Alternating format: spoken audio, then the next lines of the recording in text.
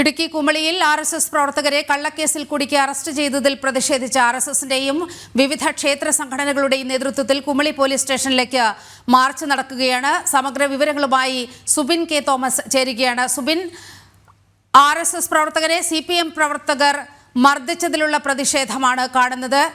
മാത്രവുമല്ല, ഇതിൽ വിരോധാഭാസം എന്ന് പറയുന്നത് ആർഎസ്എസ് പ്രവർത്തകനെ മർദ്ദിച്ച സിപിഎമ്മുകാർക്കെതിരെ ഇതുവരെ കേസെടുക്കുകയോ അവരെ അറസ്റ്റ് ചെയ്യുകയോ ചെയ്തിട്ടില്ല. പക്ഷേ മർദ്ദിക്കപ്പെട്ട ഈ ആർഎസ്എസ് പ്രവർത്തകനെ സന്ദർശിക്കാൻ ചെന്ന നേതാക്കളെ അടക്കം അവർക്കെതിരെ കള്ളക്കേസ് എടുത്തിരിക്കുകയാണ് പിണറായിയുടെ പോലീസ് ചെയ്തിരിക്കുന്നത്. ഇതിനെതിരെ കടുത്ത പ്രതിഷേധം കുമളിയിൽ കാണുകയാണ്. വിവരങ്ങൾ കഴിഞ്ഞ 29 എല്ലാം തന്നെ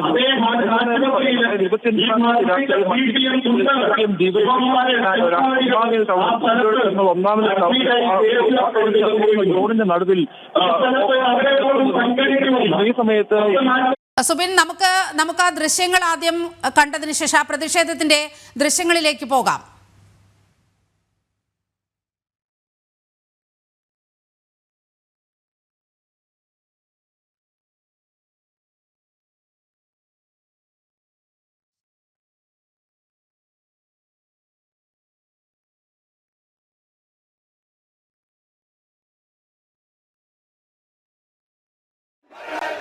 ഇരട്ടനീതി നടപ്പില്ല. പ്രസ്ഥാനം അതാണ് ഈ ആർഎസ്എസ്. പ്രതിഷേധം സംഘപരിവാറിൻ പ്രതിഷേധം. ഭാരതനാടിനെ സംരക്ഷിക്കാൻ വെള്ളമടിച്ച ആർഎസ്എസ്. ജയ് ജയ് ജയ് ഭാരത് മാതാ. സംഘപരിവാർ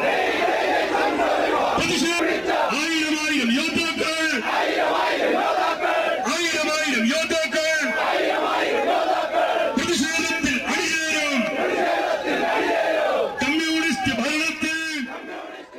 സുബിൻ, ഈ കടുത്ത പ്രതിഷേധത്തിന് ഇടയാക്കിയ വിവരങ്ങൾ എന്തെല്ലാമാണ്?